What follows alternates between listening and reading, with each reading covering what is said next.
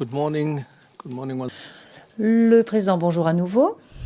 Bonjour à nouveau à vous, monsieur le témoin. Je redonne immédiatement la parole au représentant du bureau du procureur pour qu'il continue à vous poser ses questions. Merci, Monsieur le Président. Alors, continuons avec le prochain rapport, tel que je l'ai indiqué précédemment, 00761952. Et je lis rapport d'expertise et examen de la scène de crime de la mosquée de Sikoji Lem et de ses environs à Yopougon, Abidjan, République de Côte d'Ivoire. Alors, quel était l'objet de votre mission? Je comprends que, encore une fois, on y retrouve la lettre de mission de manière générale. Décrivez-nous quel était l'objet de votre mission et quelles sont les expertises que vous avez été appelé à mettre en application.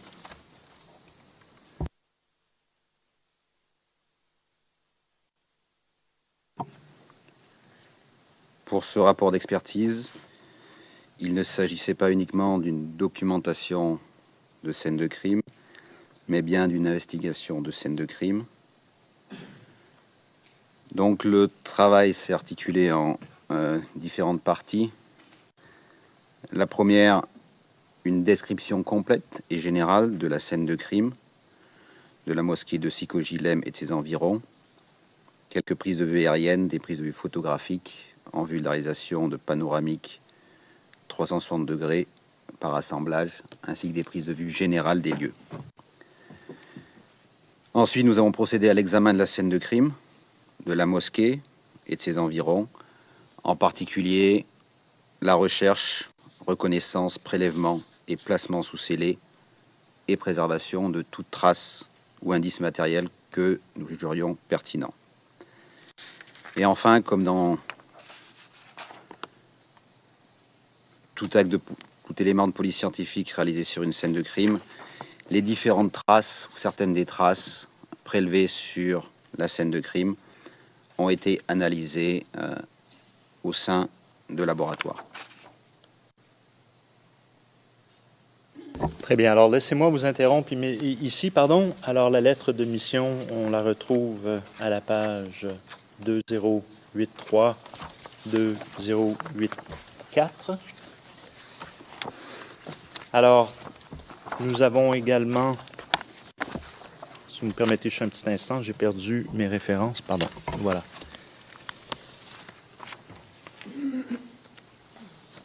Et je vais m'adresser à la Chambre en anglais. Donc, la présentation 360 degrés fait déjà partie du dossier. Elle a été versée au dossier par le truchement d'un autre témoin dont je ne me souviens plus du numéro, mais je me souviens du témoin. Je lui avais posé moi-même les questions, je lui avais montré cela. Alors pour ce qui est de 0078 0085.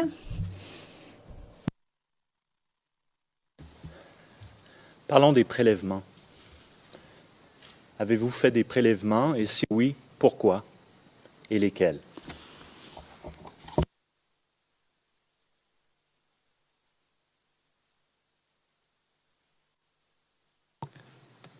Monsieur le Président, comme dans toute investigation de scène de crime, il faut bien évidemment des éléments de contexte sur les faits qui sont supposément arrivés sur les lieux, puisqu'on ne peut pas se permettre de rester longtemps sur la scène de crime et on ne peut pas tout prélever sur une scène de crime.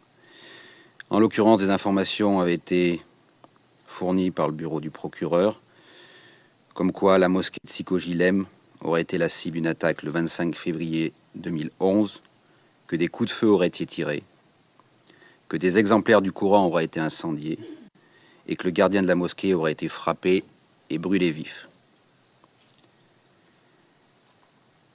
Par ailleurs, les autres informations qui étaient fournies par le bureau du procureur sont que certaines zones de la mosquée de Sikoji-Lem, du bâtiment du CNI COCY et du lieu des ablutions auraient fait l'objet d'incendies. Donc ce que nous avons réalisé, après avoir décrit les lieux et réalisé ce qu'on appelle un baptême des lieux sur les différents lieux pertinents sur la scène de crime, nous avons effectué tout prélèvement pertinent par rapport aux informations qui nous étaient données. En l'occurrence, plusieurs types de prélèvements ont été réalisés. Premièrement, des prélèvements de traces noirâtres qui peuvent être assimilées à des traces de carbonisation sur différents lieux, sur le sol, sur différents objets présents au mur, ainsi que sur des livres qui pourraient effectivement être des livres du Coran.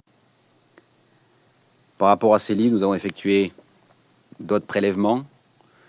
Nous avons effectué des photos, notamment, de livres de Coran intacts, de manière à pouvoir par la suite éventuellement identifier les livres brûlés comme étant des Corans.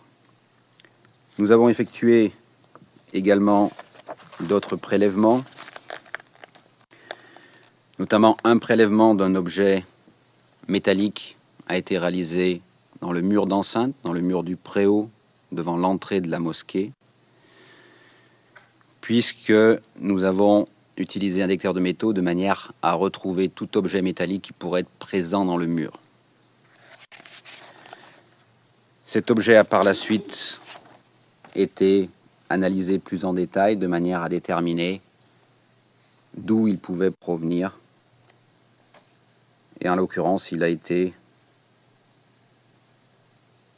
identifié comme certainement la chemise d'un projectile de calibre 7,62 par 39.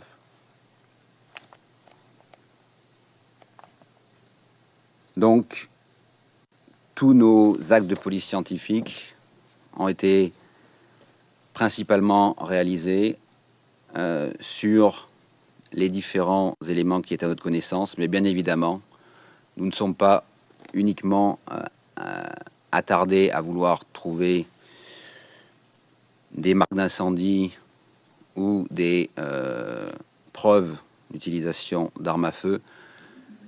Nous avons cherché tout type d'indices ou traces qui pourraient être pertinentes. Très bien.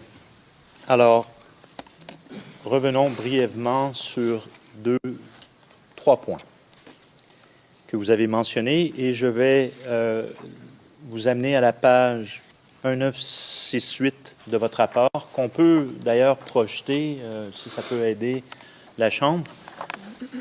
Il n'y a aucun problème pour ce faire.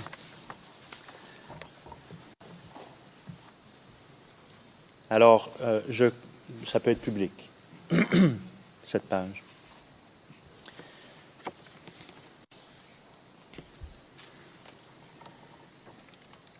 Et le nom qui apparaît sur cette page n'est pas protégé, Monsieur le Président, il n'y a aucun souci à ce niveau. Le croquis que l'on voit là, c'est quoi?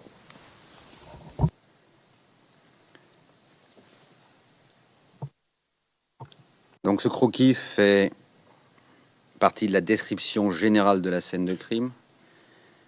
C'est ce qu'on fait théoriquement sur une scène de crime, un baptême terrain, de manière à identifier les différentes zones où des actes de police scientifique vont être réalisés. Le but étant de pouvoir donner une codification aux différents prélèvements qui sont réalisés sur la scène de crime, en l'occurrence Lem, qui voulait dire la mosquée de Sikoji-Lem, et 01, qui est la sous-partie de l'ensemble de la mosquée, et ensuite les différents numéros d'indices correspondants, d'indices de traces ou indices matériels correspondant à l'endroit où ils ont été retrouvés. Je vous amène maintenant à la page 1997 et il s'agit évidemment d'une vue aérienne.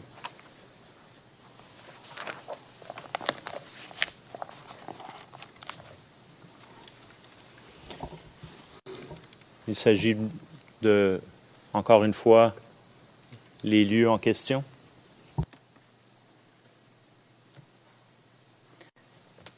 Tout à fait.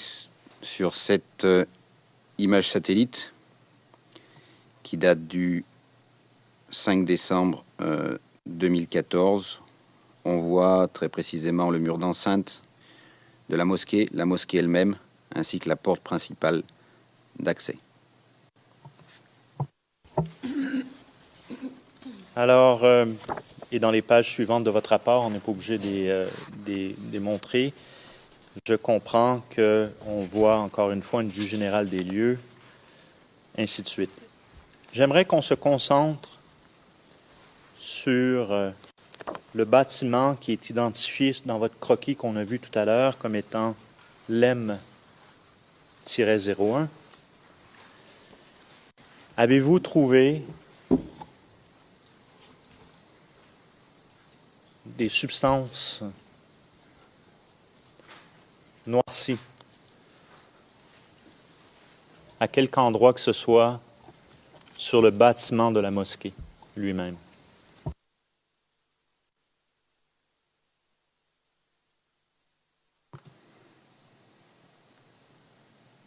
Au niveau de la mosquée, identifiée LEM-01,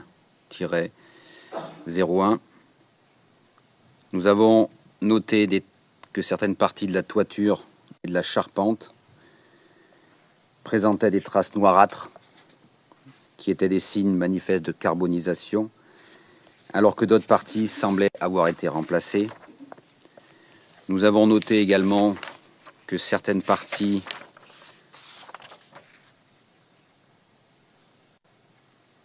inférieures de la toiture en tôle, à l'angle sud-ouest de la mosquée, présentaient des signes manifestes de carbonisation.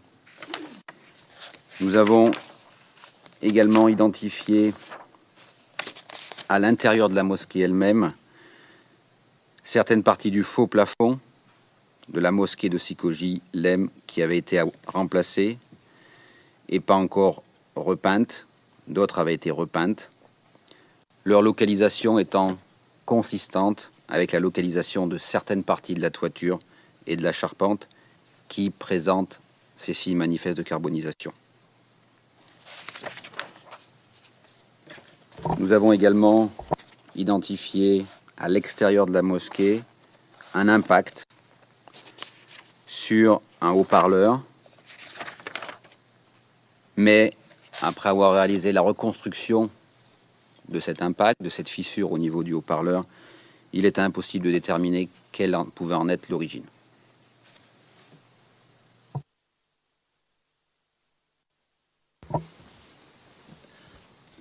Alors,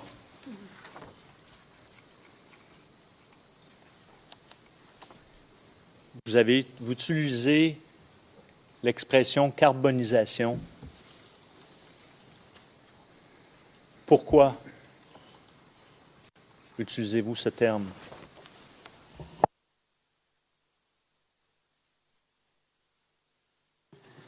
La carbonisation est la transformation d'une substance, d'une matière, en charbon, le carbone, en gaz et en goudron. Lorsqu'une combustion se réalise, une combustion qui est une réaction exothermique d'oxydoréduction, qui se réalise lorsque différents éléments sont rassemblés. C'est en gros ce qu'on appelle le tétraèdre du feu. Donc il faut un combustible, il faut un comburant, il faut une énergie d'activation pour initier la combustion, et après ce qu'on appelle des radicaux libres qui permettent d'entretenir la combustion et qu'elle se poursuive jusqu'à ce que l'un des composants du tétraèdre du feu soit éliminé. Lorsque cette combustion se réalise, on a la transformation des matières organiques en carbone, en charbon, qui sont ces traces de suie, ces traces noirâtres, qui étaient visibles au niveau de la charpente de la mosquée, traces que nous avons prélevées en vue d'analyse ultérieure au sein d'un laboratoire. J'attire votre attention à la page 2005. La page 2005 de votre rapport et 2006. Est-ce que c'est ce que vous décrivez, ce que l'on voit sur ces images?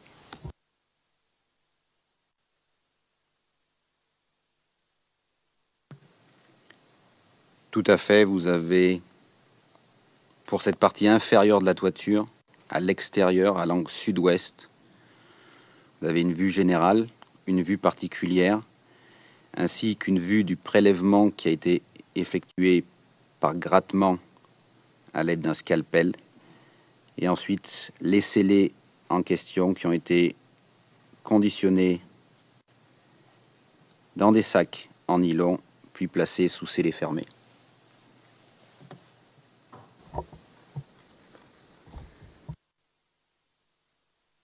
Vous avez utilisé tout à l'heure un langage tout à fait scientifique pour décrire ce qui en était de la carbonisation et le phénomène. Mais quelle est votre expertise dans le domaine? Quelles sont vos qualifications pour émettre cette opinion? En ce qui concerne les incendies, mes connaissances sont des connaissances ordinaires, communes. J'ai certes suivi quelques cours en incendie à l'université de Lausanne, mais je dirais que mes connaissances dans le domaine sont simplement ordinaires, communes.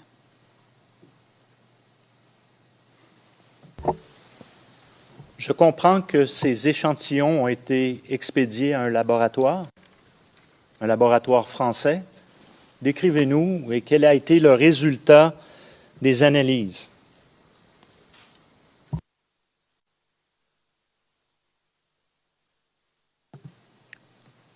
Pour vous donner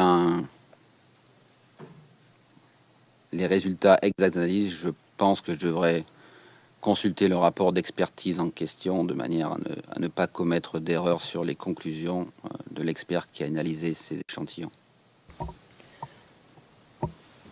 Pour l'instant, allons-y de mémoire. Est-ce qu'on a trouvé des traces d'accélérants?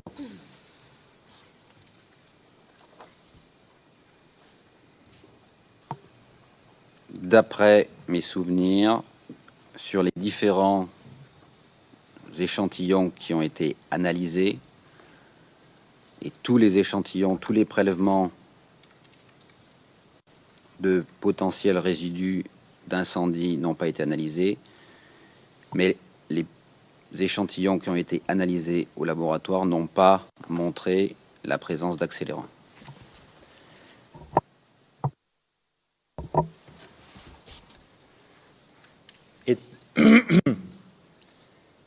Est-il nécessaire qu'il y ait accélérant pour qu'il y ait un feu?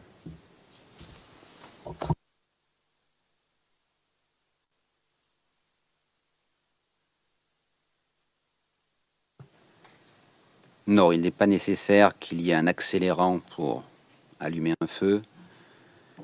Je prendrai un exemple concret qui se rapporte peut-être à la mosquée.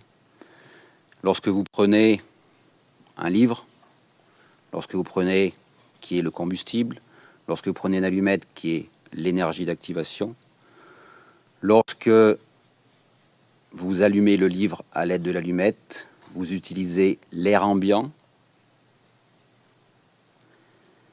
pour finaliser le triangle ou tétraèdre du feu, et vous pouvez donc mettre le feu à un livre sans aucun accélérant. Une fois de plus, c'est des connaissances ordinaires communes et pas du tout mon domaine d'expertise. Vous étiez sur les lieux, si je comprends bien, à quelle date? pouvez nous rappeler la date, pardon?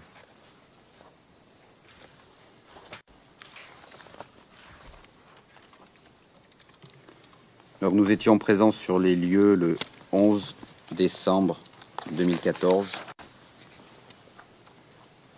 le 9 décembre 2014.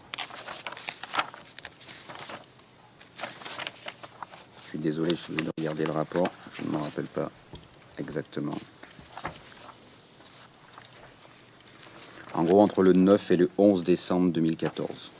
9, 10, 11 décembre 2014. Très bien. Alors, ma question est la suivante. À votre connaissance, a-t-il été possible de dater cette carbonisation?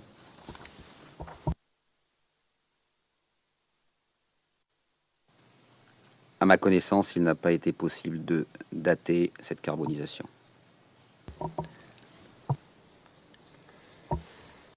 Et encore une fois, est-ce exceptionnel de ne pouvoir dater une carbonisation?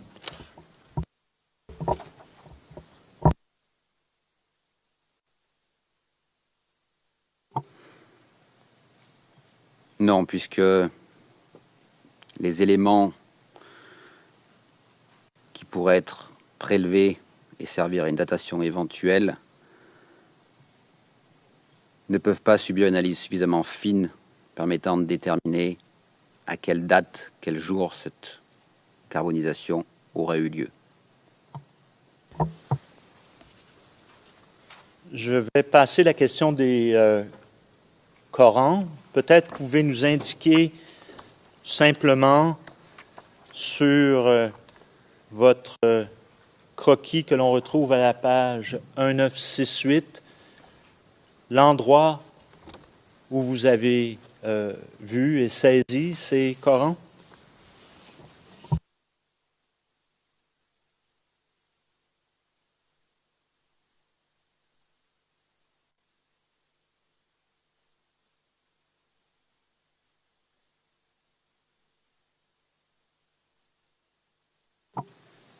Donc ces Corans étaient présents dans 2 sacs en toile de couleur blanche au sein de la pièce numéro 2 du bâtiment du CNICOY, ainsi que posés sur ces 2 sacs.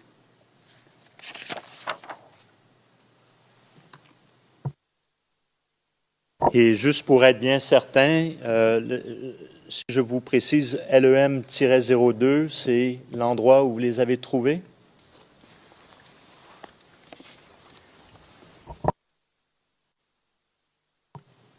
Tout à fait au sein de la pièce numéro 2 du bâtiment LEM-02, puisque ce bâtiment était constitué de différentes pièces et d'un préau. Et je comprends que vous faites donc référence, vous avez fait un croquis qu'on retrouve à la page 2017.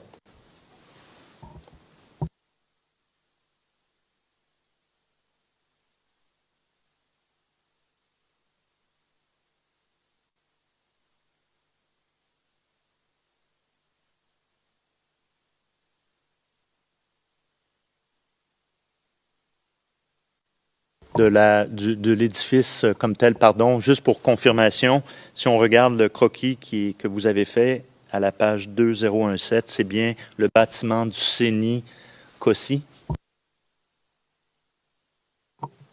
Tout à fait. Maintenant, à l'aide de votre rapport, pourriez-vous nous indiquer de manière précise où vous avez trouvé cet objet métallique dont vous avez fait référence tout à l'heure, évidemment?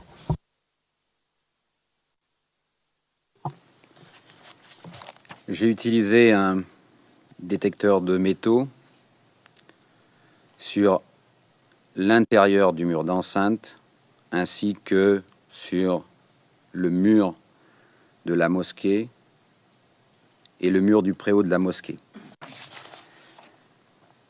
Ce détecteur métallique a réagi au niveau du petit muret du préau de la mosquée. Comme présenté dans les photos,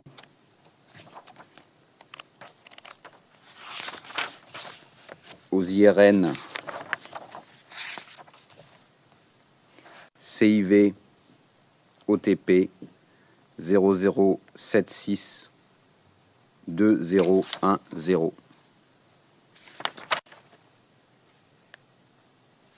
Après la réaction du détecteur de métaux à ce niveau-là, j'ai utilisé un kit de trajectoire balistique en fibre de verre qui m'a permis de déterminer ce qui était une potentielle trajectoire balistique au sein du muret. Après avoir élargi le trou, l'orifice autour de cette trajectoire balistique, j'ai prélevé un objet métallique qui a été placé sous scellé fermé avec le numéro d'identification LEM-01-005.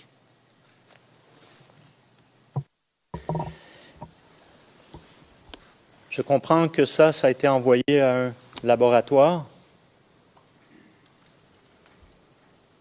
également en France.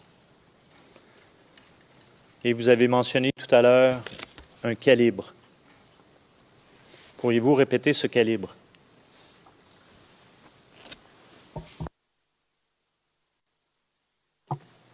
Juste une petite précision, ça n'a pas été envoyé au laboratoire pour réalisation d'une expertise au sein du laboratoire, mais c'est moi-même qui ai réalisé cette expertise en utilisant le matériel du laboratoire, à savoir un banc photographique et différents appareils optiques, ainsi qu'un ultrason pour nettoyer cet objet métallique. Donc, suite aux différentes descriptions, mesures de l'objet, après l'avoir nettoyé, cet objet qui apparaissait au départ comme un objet métallique indéterminé, il est apparu qu'il présentait une impression de champ, c'est-à-dire la marque qui est laissée par la rayure du canon sur le projectile lorsque le projectile passe à travers le canon pour être gyrostabilisé. Et donc, suite aux différentes mesures, observations, j'en suis arrivé à la conclusion que, selon toute vraisemblance, cet objet du scellé CIV OTP 00701578 était une partie de la chemise d'un projectile et que ce projectile était compatible avec une munition de calibre 7,62 par 39, munition de Kalachnikov AK-47. Et toujours, pour l'explication... Pardon, juste avant d'aller plus loin, excusez-moi, juste, et vous pourrez continuer, je veux attirer l'attention de la Chambre à la page 2069 du rapport pour visualiser en question l'objet. Continuez.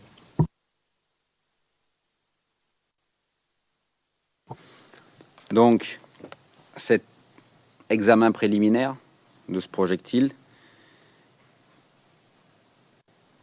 qui a été réalisé en quelques heures uniquement, l'explication que j'en ai donnée dans le rapport, c'est que, à l'impact du projectile de calibre 702 par 39, la chemise de ce projectile, que vous pouvez voir à la page CIV OTP 0076 2067, donc la chemise du projectile, qui en fait entoure le projectile, a l'impact sur un objet particulièrement rigide et consistant, en l'occurrence un mur en béton, s'est brisé, se serait brisé, et en fait s'est retourné, entre guillemets, comme une chaussette en direction de la base du projectile, le noyau étant été éjecté à ce moment-là.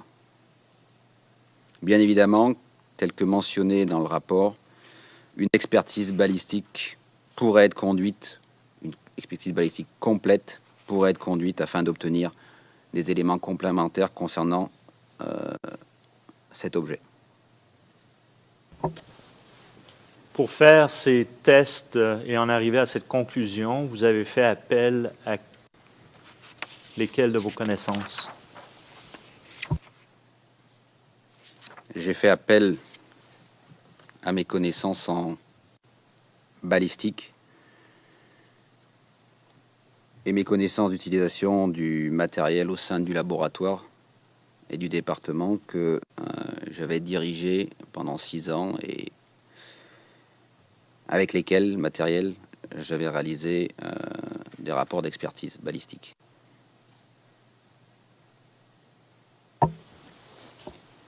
Est-il possible de conclure par quelque expertise que ce soit que cet objet que vous avez trouvé a été tiré le 25 février 2011? Est-ce scientifiquement possible?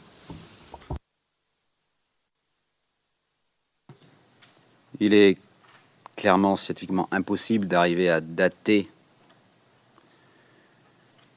le jour où ce projectile aurait pénétré ce mur. Ce qui est certain, c'est que un projectile a été retrouvé au sein du mur au mois de décembre 2014.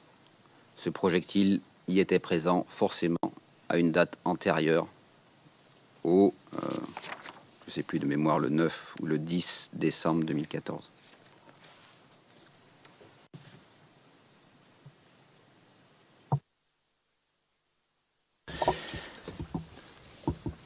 Merci.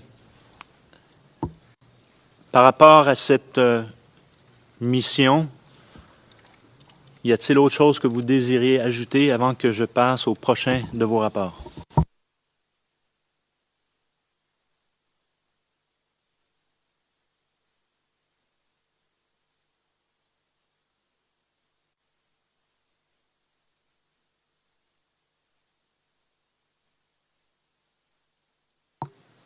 Je n'ai rien à ajouter. So, Your Honor, I would ask. Monsieur le Président, je souhaiterais que le rapport 0089, je me corrige, 0076 1952 soit versé au dossier.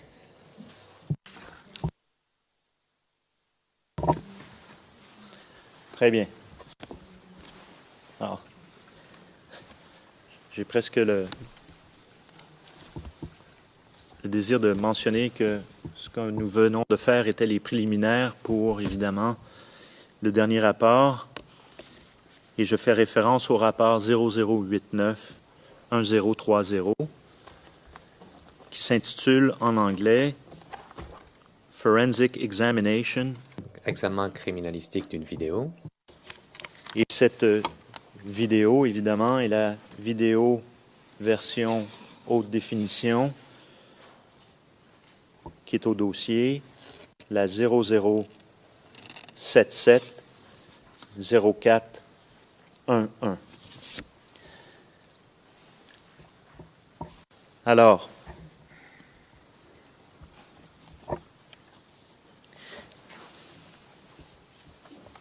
il y a un appareil qui est avec vous, que vous avez, amené avec vous. On y a fait référence tout à l'heure. Il y a également une lettre de mission qu'on trouve à la page 1089 et 1090.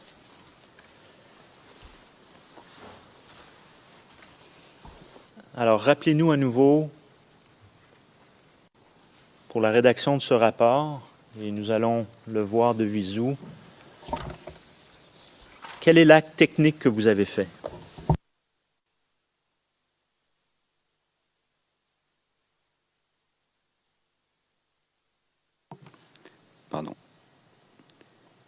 pour ce rapport qui a été rédigé en coexpertise avec M.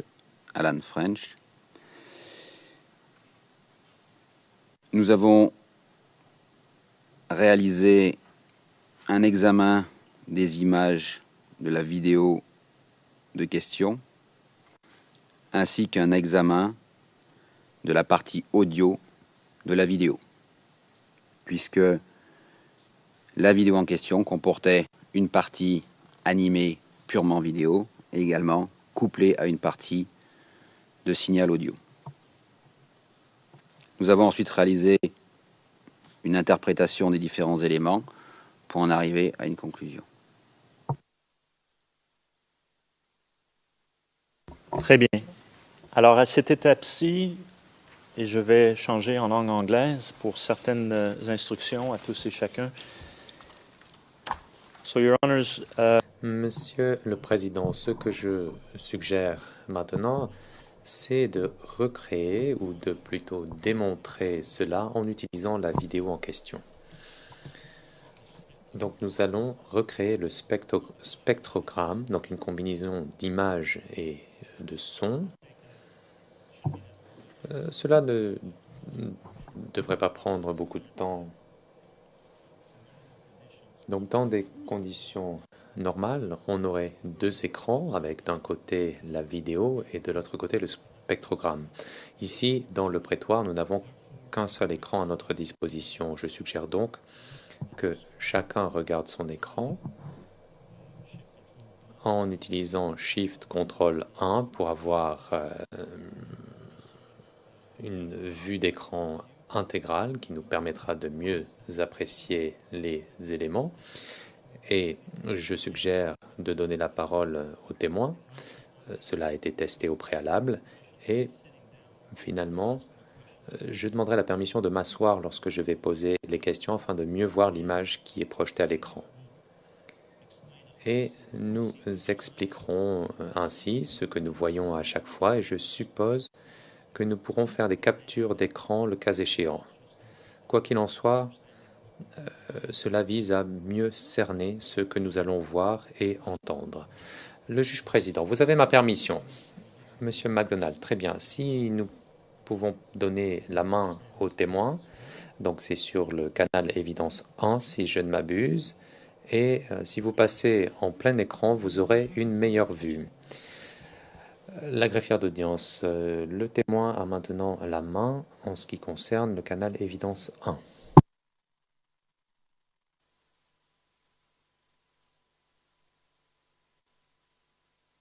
alors, je vais vous demander maintenant, Monsieur le témoin, d'insérer la copie du DVD en question, de la vidéo, dans l'appareil et dans un premier temps, nous allons regarder l'écran et pourrez décrire ce que l'on voit.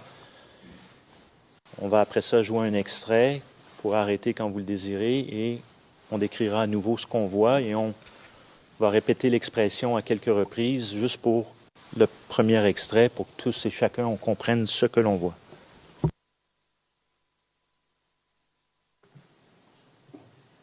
Monsieur le Président, comme je l'ai indiqué précédemment, nous allons utiliser le système CIDA Cambridge d'amélioration audio, mais uniquement avec la fonction de visualisation. Afin de gagner du temps, j'ai déjà copié le fichier de questions qui était l'objet du scellé. Je tiens à préciser que ce fichier, le fichier original, c'est le fichier qui n'a subi aucune modification. C'est le fichier qui a été donné comme élément de preuve pour ce rapport d'expertise. Donc le système CIDA Cambridge est relativement simple et facile à faire fonctionner. Lorsqu'on a ouvert le système, on ouvre un fichier pour processer le fichier audio-vidéo en question. Il suffit ensuite de le glisser et on voit le spectre ainsi que la vidéo qui s'affiche. Je vais basculer l'échelle de temps en millisecondes ainsi que le spectrogramme en vue spectrogramme. En effet, il existe plusieurs façons de représenter un signal audio. On peut en faire une représentation temporelle, donc l'évolution du signal, de son amplitude au cours du temps, une évolution fréquentielle, évolution de sa fréquence, mais la façon la plus aisée est sous la forme d'un spectrogramme ou sonogramme, puisque vous voyez ici le temps au niveau des abscisses, et en ordonnée, vous voyez les fréquences en Hertz. Les couleurs que vous voyez, c'est l'intensité, le niveau sonore au niveau de chaque fréquence à chaque moment. Je vais modifier les couleurs de manière à ce qu'elles soient meilleures au niveau visuel.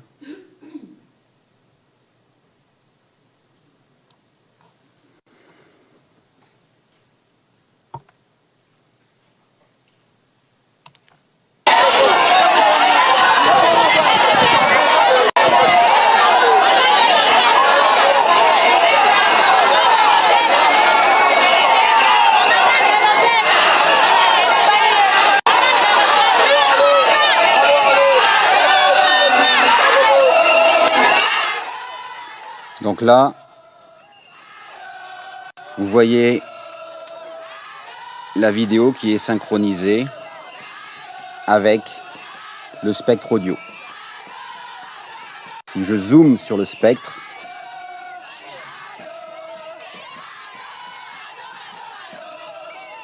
vous allez pouvoir identifier des spectres particuliers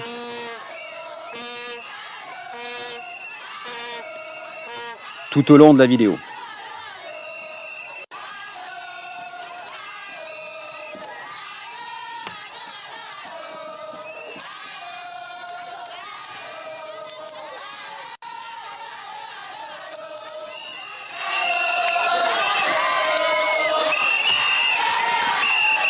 Donc vous voyez ici très certainement ce qui correspond au spectre du sifflet en question.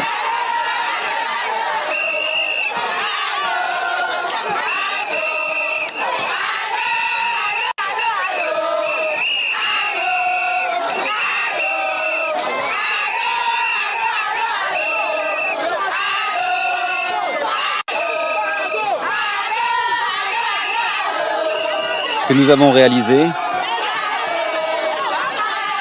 c'est tenter d'identifier, de donner une origine au spectre qui a été identifié sur le spectrogramme avec les images de la vidéo, puisqu'il est très difficile et impossible d'arriver à identifier un objet uniquement par son spectre.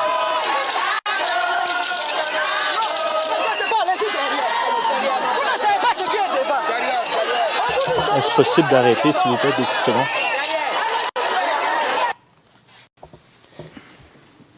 Pardon.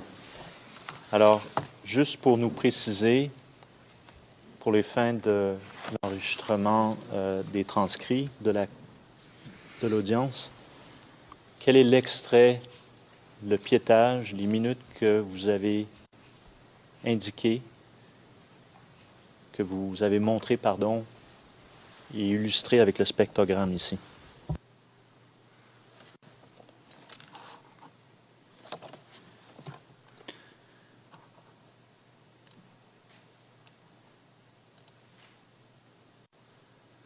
Donc j'ai illustré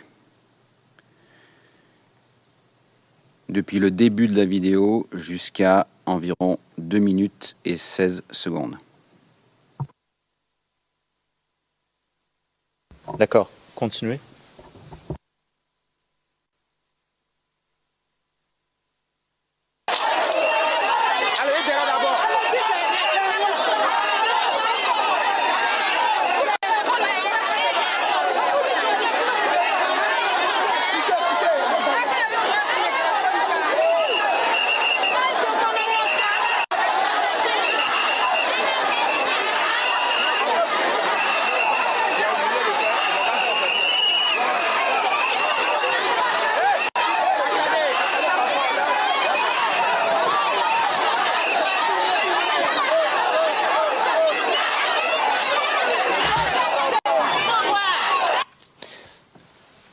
je vais vous demander d'arrêter ici.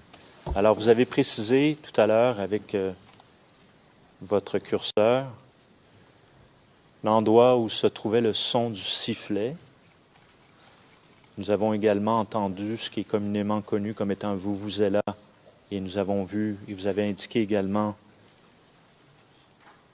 sur le spectrogramme à l'aide du curseur la visualisation. Est-ce qu'il est possible de reprendre le vuvuzela et le sifflet une autre fois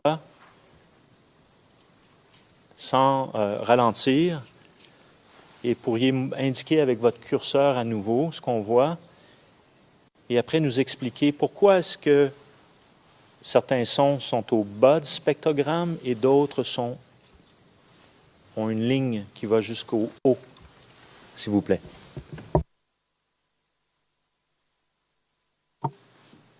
Donc, d'après la description des événements, à la page CIV OTP 00891057, les vuvuzelas sont entendus à plusieurs moments, notamment à près 46 secondes. Donc je vais revenir à 44.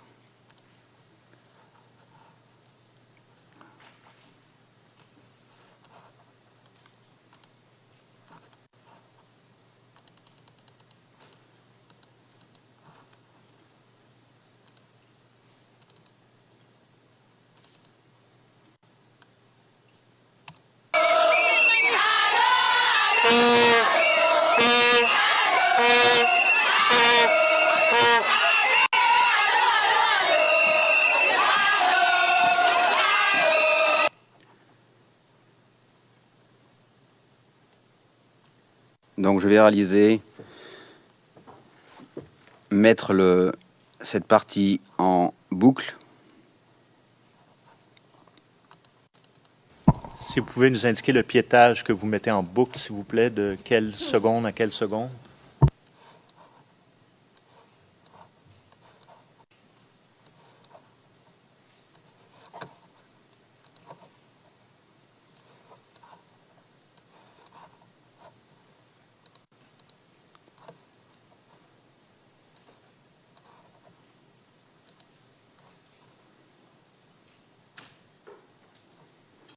Donc la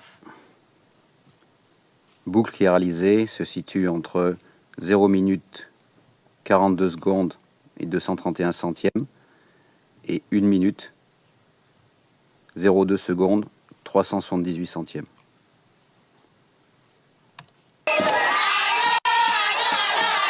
Donc là c'est la fin de la séquence.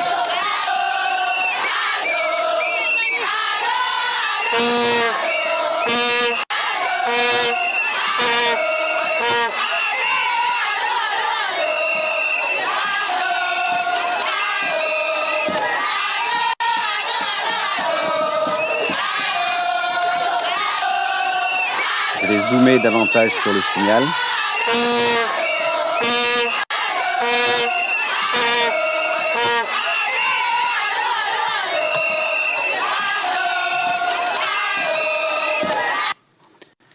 Donc, pour répondre à votre question, ce que nous avons réalisé, c'est identifier des spectres qui sont similaires. Ici, comme je l'ai dit en abscisse, vous avez la fréquence de 0 à 11 000 Hz ou 11 kHz, et en abscisse le temps. Et au sein, pour chaque point, la couleur représente le niveau sonore. Le niveau sonore étant donné selon cette échelle de couleurs de 0 à 140 décibels. Les décibels mesurant le niveau sonore à chaque point.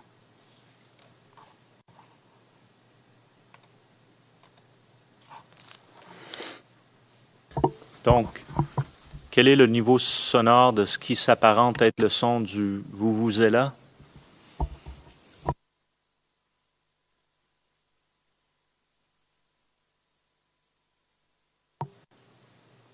Donc le niveau sonore est un niveau sonore à chaque fréquence.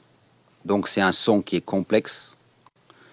C'est sachant qu'il y a beaucoup de bruits de fond qui viennent perturber le signal. Et donc ce bruit est complexe, mais présente un spectre avec, au niveau de 50 décibels, qui est relativement similaire et surtout qui nous a permis d'identifier au niveau de la vidéo l'objet qui pourrait avoir été à l'origine du son dont le spectre est visible sur le spectrogramme. Pourriez-vous nous montrer cet objet sur la vidéo, s'il vous plaît?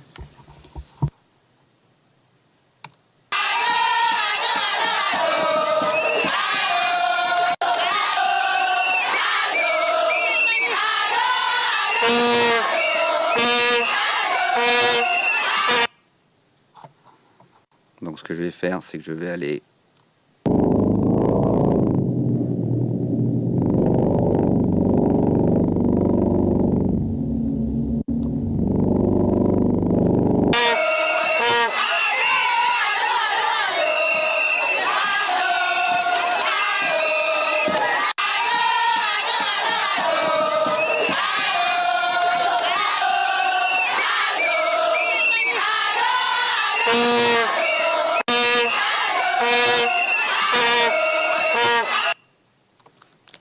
Voici l'objet en question,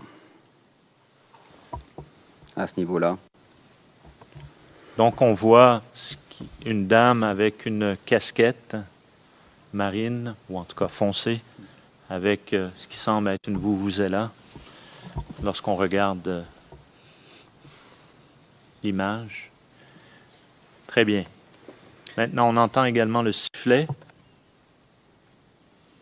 Avez-vous une représentation de la personne qui a le sifflet?